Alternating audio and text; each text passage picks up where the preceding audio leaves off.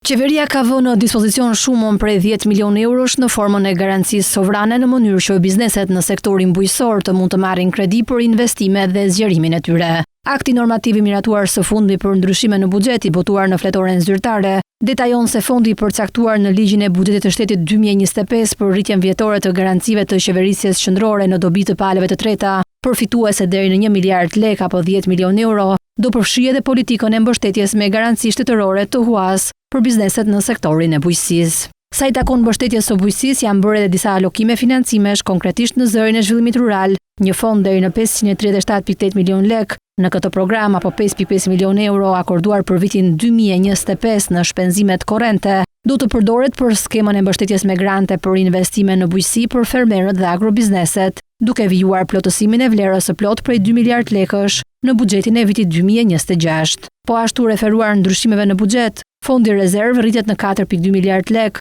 nga 3 miliard që ishte përcaktuar në fillim, dhe përdoret me vendim të Këshillit të Ministrave për raste të paparashikuara të njësive të qeverisjes së përgjithshme. Po ashtu përcaktohet se fondi prej rreth 45 milionë eurosh në zërin shpenzime kapitale me financim të huaj do të përdoret për financimin e projekteve që lidhen me planin e rritjes me Bashkimin Evropian me miratim të Këshillit të Ministrave.